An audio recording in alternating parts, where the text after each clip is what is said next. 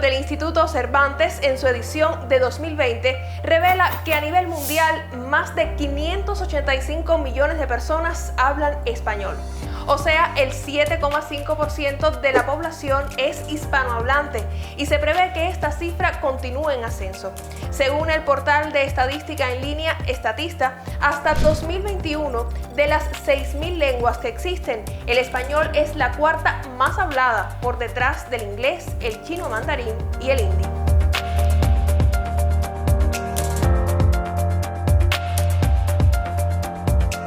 Pero ¿hablamos todos el mismo español? ¿Cómo estar seguros de que existe una variante específica de Cuba? ¿Qué datos aportan sobre ese tema las investigaciones lingüísticas desarrolladas en el país?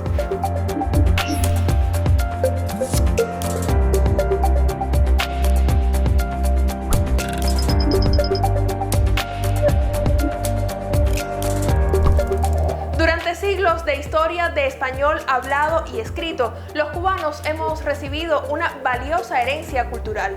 Por ejemplo, de la lengua nativa de los pobladores de Cuba y también de las islas antillanas, encontramos palabras de uso cotidiano como huracán, java y colibrí. De la influencia cultural africana nos llegan ajiaco, bongó, aché, entre otros vocablos. Con cada migración aparecieron nuevos términos y maneras de utilizar el lenguaje. De época en época y de hablante en hablante, nuestra lengua se ha transformado como parte de un proceso dinámico, creativo y en constante evolución. A la llegada de los colonos franceses debemos palabras como balance, así se nombra al sillón o mecedora en el oriente cubano. También encontramos anglicismos como sándwich, que se emplea en lugar de emparedado. En el siglo XVIII comenzó la reflexión lingüística en Cuba. Destacadas figuras de la cultura nacional incursionaron en ese tema. Sobresalen nombres como el de Félix Varela, Antonio Bachiller y Morales, José Martí, Enrique José Barona, Juan Miguel Dihigo y Fernando Ortiz, entre otros. Sus aportes favorecerían la creación de cátedras para la enseñanza de la lengua materna y más tarde el auge de la lingüística. ¿Y a qué se dedican con exactitud los especialistas de esta ciencia? Pues a estudiar el origen, la evolución y estructura del lenguaje. Además, analizan el conocimiento de los hablantes sobre la lengua que emplean para comunicarse. Los estudios más profundos incluyen diversas perspectivas. Por ejemplo, análisis de las variaciones asociadas a la geografía o aspectos de la sociedad que influyen en el uso de la lengua. En la década del 60 del pasado siglo ocurrieron en Cuba las primeras graduaciones de lingüistas. Esos profesionales indagaron si existía o no una modalidad cubana del español. Comenzaron así investigaciones que continúan en la actualidad. Las investigaciones lingüísticas de nuestra lengua, del español, buscan modelos de explicación de las características que tienen las variedades de lengua. En este caso, por ejemplo, sería de la variedad cubana del español. Muchas veces en la historia de los estudios lingüísticos, los especialistas investigaron de manera aislada. Hoy, nuevos enfoques colaborativos permiten que los resultados se puedan comparar. Entonces, ¿qué se está buscando? Caracterizar esas variedades. Caracterizar, por ejemplo, el caso de la variedad cubana en lo que tiene de singular, qué es lo identitario, qué es lo que nos identifica, qué es lo que nos hace diferentes de otros, y al mismo tiempo también buscar lo que tienen de común con las otras variedades del español que aparecen en América, en España. Vamos a empezar para que me hables un poquito de tu infancia. ¿Qué recuerdos tienes tú de cuando eras pequeña? Los recuerdos, pues que jugaba mucho, estudiaba, lo veía todo pues más de otra manera, lo que es pues la inocencia, muy bonita, la verdad. Realmente a mí la música caribeña no me gustaba mucho el rock y todo eso, la música era así. Cuando yo estaba en la primaria, yo quería ser matemática. Creo que en primer grado no, que en primer grado quería ser maestra, pero eso me lo han contado, de eso no me acuerdo. Pero desde que yo me acuerdo, yo quería ser matemática. Estas entrevistas son grabadas por los investigadores y se utilizan como material de análisis. De hecho, forman parte de los archivos del Proyecto para el Estudio Sociolingüístico del Español de España y América, PRESEA por sus siglas. Esa iniciativa agrupa a unos 40 equipos de investigación de diferentes países y ha permitido crear una especie de banco de datos de la lengua española hablada representativa del mundo hispano.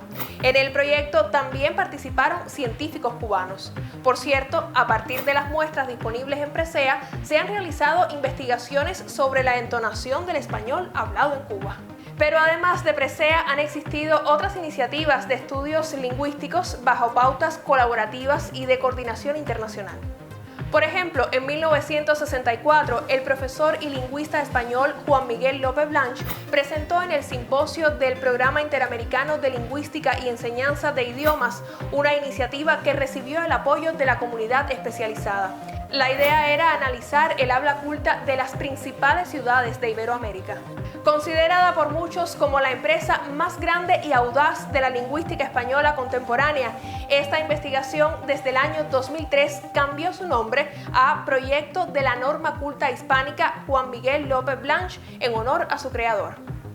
Varios lingüistas cubanos insertados en este proyecto comenzaron la investigación sobre el habla culta de La Habana hace más de 26 años. Se verificó en esa investigación cómo en el caso del vocabulario de los hombres pues estaban más referidos, por ejemplo, a los deportes, estaban más referidos, por ejemplo, a la albañilería, mientras que en el caso de las mujeres pues tenía que ver más con los enseres domésticos, con la costura, es decir, con otros campos de significación que tradicionalmente le han sido asignados. Hay elementos también interesantes en esa investigación, como por ejemplo la inclusión de palabras que tienen que ver con las telenovelas, la inclusión de la palabra paladar o merolico, que se instala en el léxico culto de los hablantes, en este caso habaneros, pero sabemos que de todo el país, solo que lo tenemos demostrado en el caso de los habaneros como reflejo de la influencia, obviamente, de la televisión. Es decir, ir buscando cómo y por qué van apareciendo esas características que se definen como propias del español de Cuba. Por supuesto están las léxicas, que son las más evidentes, y uno ni las tiene claras. Usted no piensa nunca que presilladora es una palabra suya. Usted piensa que todo el mundo dice presilladora, porque esa es la palabra normal, no tiene ninguna connotación ni nada, es una palabra de uso normal. Sin embargo, es un cubanismo. Y en el diccionario, en sus últimas ediciones del Diccionario de la Lengua Española, que promueven las academias, hay un grupo muy considerable de cubanismo. Algunas de esas palabras o expresiones propias del español de Cuba son batea, caché y guateque. Si un latinoamericano nos escucha, no comprendería expresiones como estas que acuden ahora a mi mente. Me voy echando para decir que me marcho. Igual que cuando expresamos tirar un cabo para ayudar a alguien, o cuando hemos llegado al fin de algo y declaramos completo Camagüey. La lingüística demuestra que existe una variante cubana del español. Para profundizar en su estudio, un equipo de expertos creó una obra muy valiosa y abarcadora, resultado de casi 3 décadas de investigaciones.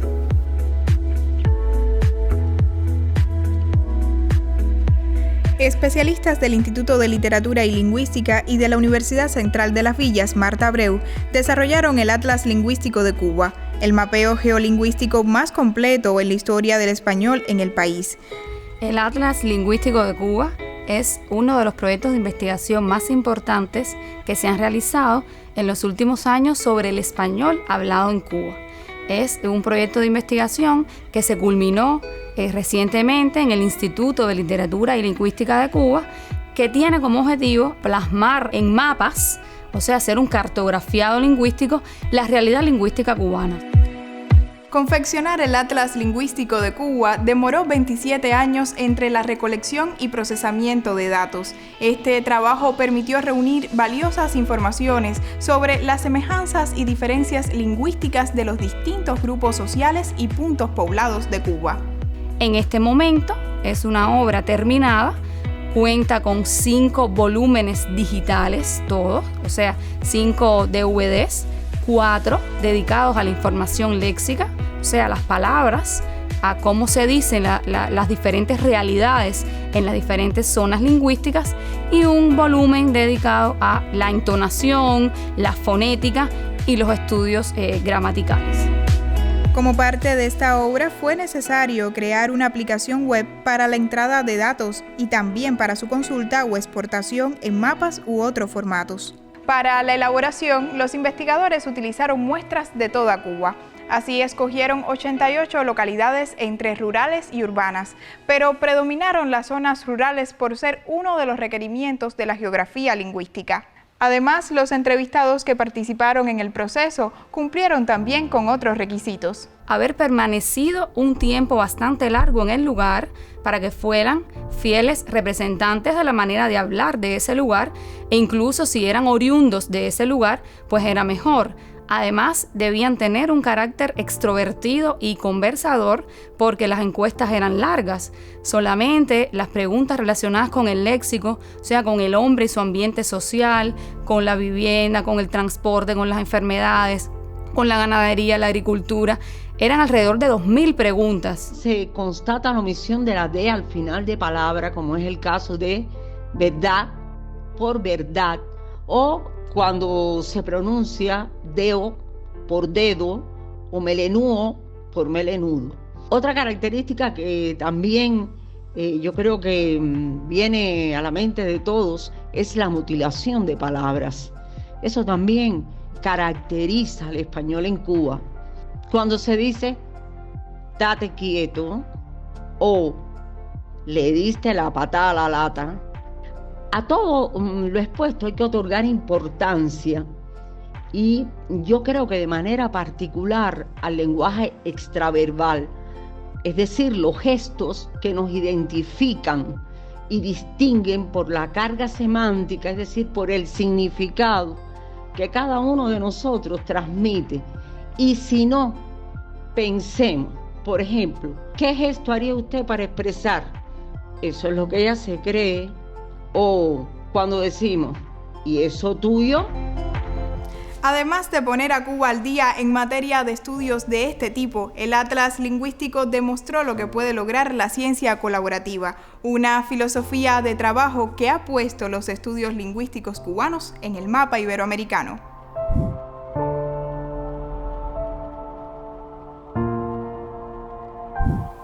A partir de investigaciones como las que contiene el Atlas, los lingüistas también han determinado, por ejemplo, la elección de los hablantes entre la cortesía y el tuteo en áreas geográficas como La Habana. O sea, ¿qué se escoge ante determinadas figuras sociales? ¿El tú o el usted? Este gráfico muestra los resultados de investigaciones sobre formas de tratamiento a partir de una muestra de jóvenes habaneros. Cada parte corresponde a un integrante de la familia al que los encuestados tratan de usted. Como ve, los suegros son las personas de la familia a las que tratamos con menos confianza. En el pasado, el uso del usted frente al tú era la norma. Sin embargo, los lingüistas han documentado que el tratamiento de confianza tiende a aumentar. No obstante, se mantiene la utilización del pronombre personal usted para miembros alejados de la familia, en relaciones sociales asimétricas de inferior a superior y sobre todo de los más jóvenes hacia las personas adultas. Los estudios confirman que la edad es el factor de mayor peso a la hora de elegir formas de tratamiento entre el tú y el usted. Hablar es un acto de libertad personal. Sin embargo, nuestra identidad lingüística es parte de una valiosa herencia cultural que se puede distorsionar cuando elegimos otros idiomas para comunicar lo que pensamos en el nuestro o empleamos un exceso de palabras íntimas y coloquiales en público.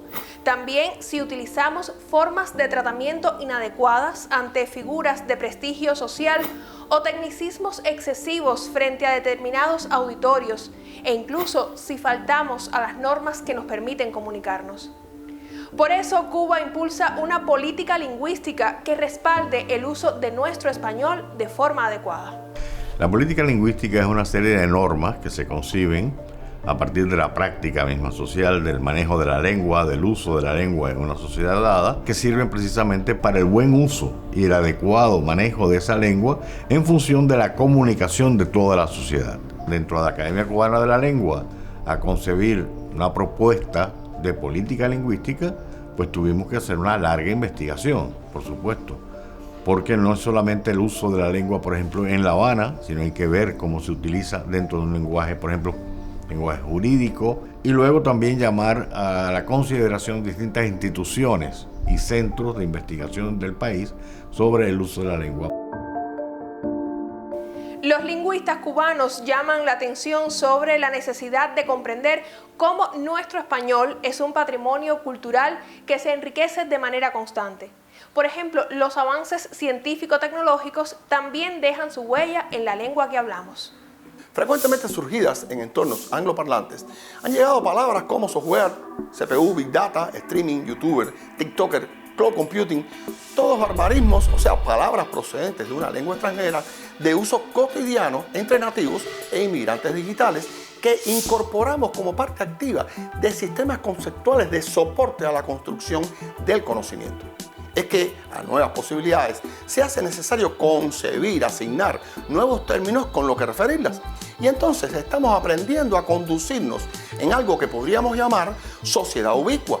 Muchas de las acciones propias de la socialización ya no se realizan en espacios convencionales, tradicionales, físicamente localizados, sino que tienen como escenario a canales de comunicación y dispositivos personales, acuñándose el concepto de presencia virtual, entre otros como realidad aumentada o Internet de las cosas. Y entonces la práctica nos deja ante un dilema.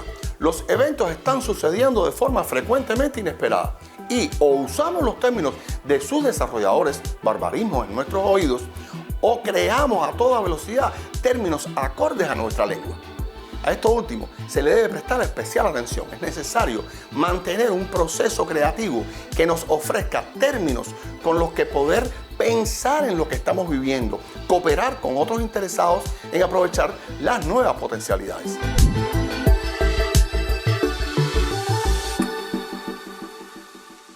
En los estudios sobre la riqueza del español que hablamos y escribimos, uno de los temas que ha llamado la atención de los expertos es el análisis de lo que podemos entender como forma correcta de hablar según el contexto. Con 23 fonemas y 27 caracteres somos capaces de narrar el mundo, sobre todo si nos expresamos bien. Pero, ¿qué significa hablar de manera correcta según la lingüística? El hablante formado, vamos a decir mejor, formado más que culto, es aquel que sabe cómo manejar la lengua, sus variedades, de acuerdo con el contexto en que se sitúe. El alumno, por ejemplo, en el aula no se va a parar y decir, ¡ay, profe, qué volá! No, es otro contexto, es otra relación. Pero a un amigo sí, y está en una relación, en un código adecuado para esa circunstancia y para ese contexto.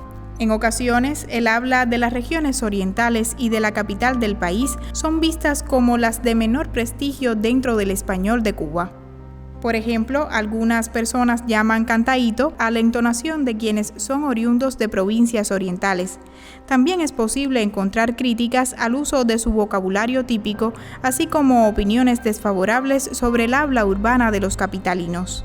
Si se perdiera esa diferenciación lingüística, yo diría que se perderían también esos componentes culturales que han ido formando la nación cubana. O sea, esa diferenciación lingüística está presente porque hubo huellas del legado aruaco, o sea, de los indígenas que vivían en el Caribe y en Cuba antes de la llegada de los españoles y que, por ejemplo, han pervivido muchísimo en la lengua de los orientales, no así en la lengua de los occidentales. Se perdería también el legado africano que se ve mayormente en la zona occidental, se perdería también las variedades meridionales de España, o sea que esa diferenciación lo que hace es que enriquece la variedad cubana del español y da muestras de estos procesos interculturales o estos procesos de migraciones internas que han conformado nuestro español.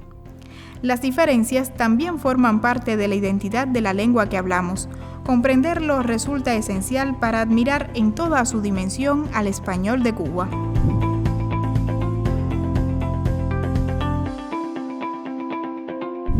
En los últimos años, otra lengua también gana espacio en Cuba y merece un abordaje desde la inclusión y la equidad lingüística. Se trata de la lengua visoespacial de la comunidad sorda cubana, que responde a la identidad cultural de ese grupo, a su manera de percibir el mundo y de estructurar el conocimiento. A la lengua de señas cubana la distinguen elementos lingüísticos, tanto como culturales. De los elementos lingüísticos, lo más notable es que los distintos componentes que estructuran la lengua de señas como tal se pueden emplear de manera particular, de manera única en nuestra lengua, de cómo se usan para hacer referencia a los mismos conceptos en otras lenguas de señas. Ahora bien, por la parte cultural, hay que, como es propio de cualquier lengua, sea oral, sea señada, se nutre mucho de la cultura propia del país. Puedes encontrar que es una lengua muy desenfadada, muy quizás no tan rica como otras lenguas de señas en cuanto al léxico, pero que sí explota mucho el factor de la expresión facial y la expresión señada para dar soluciones a muchas situaciones lingüísticas. Y por supuesto existe una cultura sorda que es común a todas las lenguas de señas y universales lingüísticos entre las lenguas de señas que permiten a los hablantes de distintas lenguas de señas pues llegar a un entendimiento. Para percatarnos de las diferencias lingüísticas que existen entre una lengua de señas y otras, tenemos que tomar en cuenta el uso de los distintos componentes de la lengua a la hora de hacer referencia a un mismo concepto. Tomamos, por ejemplo, en otras lenguas de señas, la seña trabajar sería esta, en cambio en la lengua de señas cubana usamos trabajar. Noten que hay una configuración manual diferente, una locación diferente respecto de mi cuerpo y un movimiento particular. Otro ejemplo sería la seña de estudiar, estudiar, en cambio en nuestro país decimos estudiar. Y otro ejemplo sería aprender, en nuestro país usamos aprender. Nuestra lengua es una construcción colectiva que se enriquece a partir del contacto con la realidad y de las prácticas socioculturales. Así ha sucedido, por ejemplo, en el contexto de la COVID-19. En la actualidad, cuando un cubano habla de contacto, rebrote o pesquisa, piensa en fenómenos asociados a la pandemia, aunque antes esos términos tenían en nuestro imaginario otros significados. Además, hemos incorporado nuevas palabras como el propio nombre del virus y de la enfermedad que produce. También en este escenario resultaron evidentes los rasgos distintivos del español de Cuba. Por ejemplo, a la prenda que utilizamos para protegernos del SARS-CoV-2 no la llamamos mascarilla, sino nasobuco. Esta forma peculiar de nombrar, propia de los hablantes cubanos, aparece registrada en el Observatorio de Palabras de la Real Academia Española. La formación del pensamiento necesita del lenguaje como portador de las ideas y medio de expresión para transmitirlas a otras personas. Pero, ¿de qué depende que podamos utilizar de manera apropiada el lenguaje? Desde luego, hablar correctamente supone unos conocimientos y hablar correctamente también supone una educación en sentido general. Y no es problema solamente del profesor de español, que muchas veces en las escuelas, por ejemplo, hay un error. Es el profesor de español el que se tiene que ocupar. No, es una responsabilidad de todos los profesores. El de matemática, el de biología, tiene que velar por el correcto uso de la lengua, porque ese estudiante sepa comunicarse, sepa expresar sus ideas, sepa utilizar la herramienta que es la lengua para eso. Y eso es responsabilidad de todos los docentes, todos los maestros, no solamente el de español. Y por eso hoy insistimos mucho también en la necesidad de enseñar la lengua para formar hablantes competentes que tengan en cuenta la identidad lingüística del país en el que nacieron, en el que se desarrollan, la variedad de lengua que emplean y que sepan también con sus formas de hablar y con sus formas de escribir, prestigiarlas y validarlas como un elemento esencial de la cultura. La lengua en la que nos comunicamos funciona como una especie de organismo vivo en constante evolución. En la actualidad, las influencias de idiomas como el inglés y las transformaciones de códigos sociales refuerzan la idea de que nuestro español es un producto cultural. Analizarlo desde la ciencia nos permitirá apreciar en su complejidad a esta herramienta de entendimiento que nos une, sustenta e identifica.